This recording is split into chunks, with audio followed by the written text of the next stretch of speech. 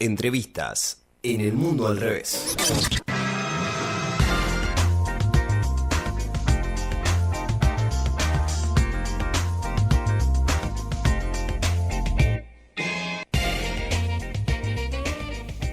Seguimos aquí en el mundo al revés. Llegó la hora de las entrevistas. En el día de hoy vamos a estar hablando con Carlos Delfrade, periodista de investigación y diputado provincial por el Frente Social y Popular. ¿Cómo estás, Carlos? Te saluda Diana Maraciolo. Antes que nada, un abrazo en este Día del Periodista. Y bueno, muchísimas gracias, igualmente para ustedes. Muchas gracias. Antes que nada, me gustaría que nos comentes un poco tu visión, lo que opinás hoy sobre la actualidad del periodismo. ¿Cómo lo ves el día de hoy, en este día tan especial? Y es un día maravilloso para mí porque, de hecho, tengo siempre la sensación que el mejor trabajo del mundo es producir información, producir noticia, porque etimológicamente noticia significa nada más y nada menos que conocimiento del pueblo, y justamente es allí, en esa raigambre etimológica, en donde hay que entender que siempre hay conocimiento que se le oculta a nuestro pueblo, y que la labor del periodista es justamente revelar todo aquello que le quieren ocultar los intereses minoritarios que quieren seguir haciendo del mundo justamente un lugar de privilegio para pocos y no el derecho de vivir felices para las grandes mayorías. Por eso producir noticias siempre termina siendo algo que va en contra de los distintos factores de poder, y es un elemento que siempre te genera rebeldía, alegría, esperanza, porque siempre te encontrás con testimonios de gente que confía en vos y que, a pesar de estar en circunstancias enormemente difíciles, son capaces de contarte esas palabras que el poder prohíbe que se pronuncien. Por eso es tan importante defender la palabra y defender esta que es, insisto, la actividad, el trabajo más maravilloso del mundo. Contar bien lo que le pasa a nuestro pueblo, escuchar bien a nuestro pueblo para contar bien lo que le pasa, que es el gran desafío del periodismo, de la política y la educación. La frase viene de Walsh, pero me parece que es claramente atribuible a estas actividades que son allí paralelas, como la educación y la política. Absolutamente. Mencionabas recién privilegios, y se me viene a la cabeza la gran concentración de medios que hay, sobre todo en la provincia de Santa Fe. ¿Cómo crees que eso afecta y cómo se puede construir una democracia informativa, una pluralidad de voces en este contexto? Nosotros estamos sufriendo la peor concentración de grandes medios de comunicación en pocas manos en la provincia de Santa Fe, peor que en cualquier otra, por lo que significa la alianza de los intereses de Canal 3 y todo lo que representa su poder económico, el diario La Capital, el diario Litoral, y eso genera entonces una extraordinaria concentración de medios de comunicación en pocas manos, se limita mucho la democracia informativa, la libertad de prensa termina siendo por sobre todas las cosas una hermosa frase, pero lejos de ser un derecho inalienable de las grandes mayorías, y entonces cuando se limita a la posibilidad de información para que toda la gente sepa todo lo que se está produciendo políticamente, la política termina concentrándose en aquellos que pagan lo que exigen los gerentes de los medios, porque ya ni siquiera estamos hablando de los dueños de los medios, sino de esos tipos tilingos que son capaces de decirle a un periodista que no tiene que publicar lo que viene trabajando desde hace semanas. Eso es algo muy triste que se viene produciendo en el periodismo de Rosario y de Santa Fe desde la década del 90, cuando se instalaron los grandes medios de comunicación, lo que se llaman los multimedios, y eso ha producido la era de la noticia obediente, aquello de pedir permiso para informar porque no sea cosa que el nombre de la noticia que voy a publicar sea amiga de alguno de estos gerentes que son tipos realmente siniestros de los grandes medios de comunicación. Estamos hablando de los grandes diarios y de las grandes cadenas de televisión de la provincia. ¿Qué tal, Carlos? Te saluda Lautaro Ceballos. Hola, Lautaro, ¿cómo andás vos? Muy bien. Quería preguntarle qué se puede hacer desde la política para descomprimir este escenario mediático tan concentrado.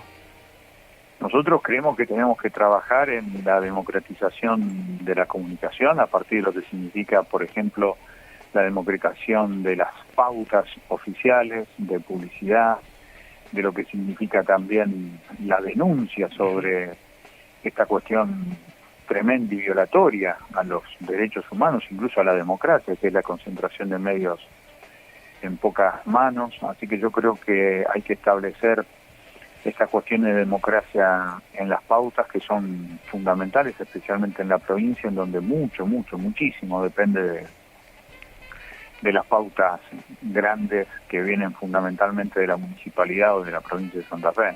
Uh-huh. Carlos, quería también aprovechar que hace poco se reeditó uno de tus libros, Los Caminos de Belgrano, para que nos comentes un poco la relación entre estos personajes históricos y el periodismo. Belgrano fue un extraordinario periodista, de hecho, él termina siendo uno de los que más brega por lo que significa la información como elemento fundamental para la revolución. Él, junto a Moreno, sabe que informar forma parte de la conciencia política. Y Belgrano fue un hombre que desde el telégrafo mercantil, historiográfico, rural y político del Río de la Plata, que así se llamaba, uno de los primeros periódicos que inventó un español que se llamaba Cabello y Mesa, uh-huh, con una imprenta que venía nada menos que de los hermanos Expósitos de la provincia de Córdoba.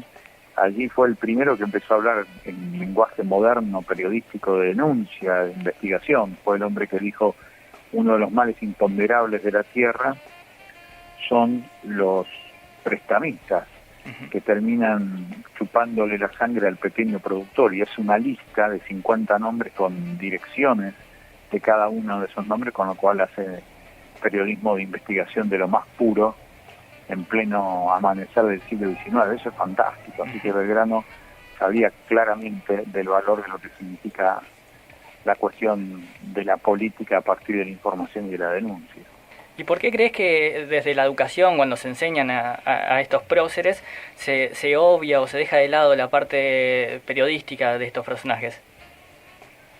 Yo lo que creo que eso suele suceder, como suele suceder con muchas otras cuestiones de los grandes próceres que terminan siendo famosos pero absolutamente desconocidos en su pensamiento y en su obra de líderes populares, porque justamente lo que no quiere que se sepa que todas aquellas ideas, aquellos ideales siguen vigentes y que si llevaron adelante en épocas mucho más difíciles que las actuales, no deberían por qué no intentar repetirse. Entonces me parece que como eso es lo realmente revolucionario y subversivo de la historia, la posibilidad de que los sueños colectivos inconclusos se retomen en el presente, por eso se falsifica la historia, por eso se planifica el olvido deliberado sobre algunos de los costados más revolucionarios, más potentes, más abiertos, uh-huh, que el pasado siempre trae al presente. El pasado nunca está muerto, es más, pocas cosas como el pasado se pueden reinventar tanto, así que me parece que eso es lo que termina generando la falsificación histórica, y por eso se momifican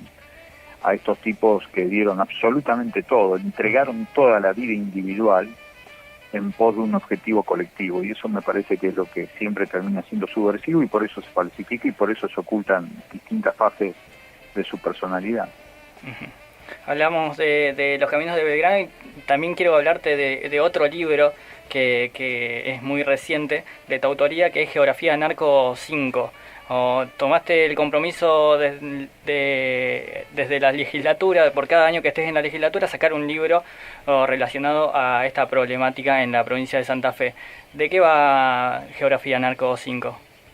Esto especialmente trata de esta increíble transición política entre el gobierno de Lichi y el gobierno de Perotti, todas las discusiones que se dieron en torno de la seguridad, y especialmente nos metemos en lo que significa para nosotros una especie de pelea final de esta era del desarrollo narco entre los monos y Alvarado, y allí hay elementos muy interesantes también sobre lavado de dinero, algo de lo que estamos investigando sobre el Vicentín vinculado a lo que realmente genera todo esto que después se termina tragando la vida a nuestras pibas y nuestros pibes en los barrios, que es justamente el lavado de dinero de los delincuentes guante blanco.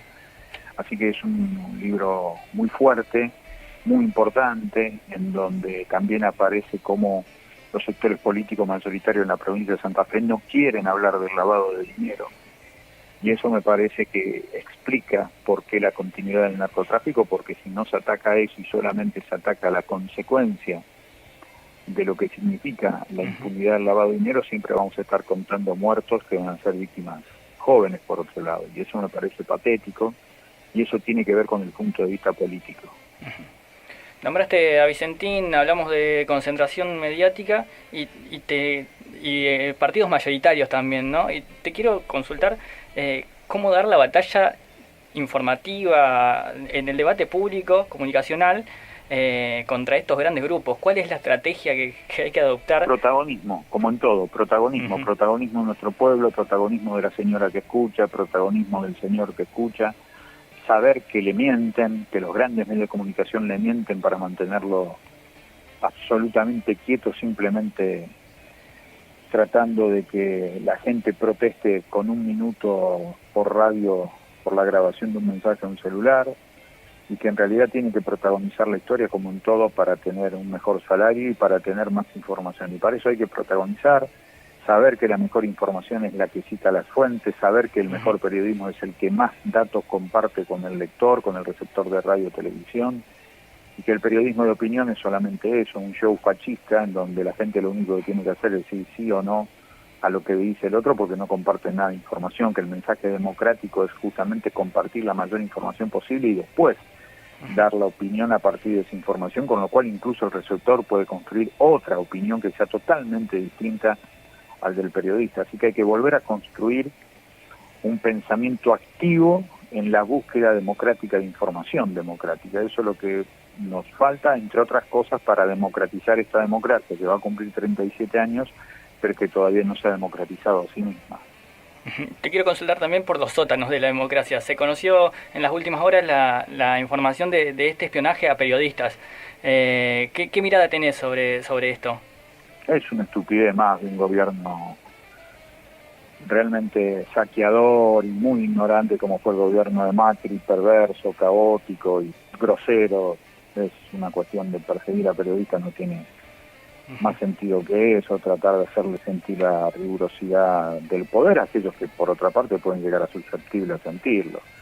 El tema del periodismo pasa por lo que significa que todos los días correr riesgos si realmente manejas información de verdad y que le complica la vida a esos delincuentes de guante blanco. Ahí eso es mucho más peligroso que estar en medio de lo que puede hacer un gobierno tan mafioso como fue el gobierno de Macri. Es sinceramente una muestra más de la grosería de un gobierno caóticamente saqueador de la Argentina y que se ha metido simplemente en la especulación financiera para robar todo lo que pueda del pueblo argentino. Ojalá que terminen presos todos, pero la verdad que es una maniobra grosera que genera por sobre todas las cosas más movimiento hacia la ironía que hacia una cuestión mucho más seria. Lo más serio es saber si podemos recuperar el trabajo de los argentinos para los argentinos, la producción argentina para los argentinos. Eso me parece que es lo vital y que es el debate de verdad. ¿Recomendás estudiar periodismo, Carlos? Sí, lo más lindo del mundo. Lo más lindo del mundo. No hay cosa más linda del mundo que el periodismo, es algo maravilloso, y también recomendaría estudiar historia, pero filosofía, literatura. En realidad recomendaría estudiar todo, pero periodismo sí, claro, sí, es el trabajo más lindo del mundo. ¿Y qué le dirías a estudiantes de periodismo para escaparle? ¿Qué alternativa le darías como para que puedan escaparle un poco a esta concentración de medios, la autogestión, lo alternativo? ¿Qué les dirías? Yo primero que lo alternativo tiene que ser masivo, porque si termina siendo solamente alternativo se va a terminar mirando al espejo, y eso está mal porque lo va a cargar de rencor saber que hay poca gente que lo sigue. En eso el sistema es muy perverso y muy hábil. Así que el gran deseo es que lo alternativo algún día sea masivo. Este es el gran desafío que además tenemos los dirigentes políticos de fuerza de izquierda. Alguna vez tenemos que ser masivos, algún día tenemos que gobernar, y para eso hay que ser masivos, hay que escapar solamente de la lógica, de la pureza, de la denuncia. Eso, si no alcanza las grandes mayorías, terminaremos siendo testimoniales. Lo mismo pasa para el periodismo, lo mismo pasa para la educación popular. Me parece que es fundamental tener la idea de que tenemos que ser masivos. Es fundamental eso. Y después sí, claramente el mejor consejo es saber que la palabra sigue siendo una herramienta extraordinaria de transformación. No hay herramienta de transformación humana más extraordinaria que la palabra. Cuando la palabra se dice y es la que no debe decirse, la realidad cambia en un 100% porque agregás algo que hasta ese momento estaba oculto. Así que es la palabra y esa necesidad de decirla la que nunca se debe dejar robar una estudiante o un estudiante de periodismo. No se pueden dejar robar el sueño de saber que con una palabra se puede cambiar la realidad, que con una información se puede agregar algo. Y si no lo pueden decir en el lugar donde laburan por los intereses de los patrones, hoy hay un montón de lugares para seguir diciéndolo. El tema es hacer de esos lugares alternativos un lugar masivo para que le llegue a la mayor cantidad de gente posible. Ese es el gran desafío. Carlos, muchas gracias por esta comunicación y te vuelvo a mandar un abrazo en este Día del Periodista. Para mí es un privilegio, así que un abrazo muy grande para todos ustedes.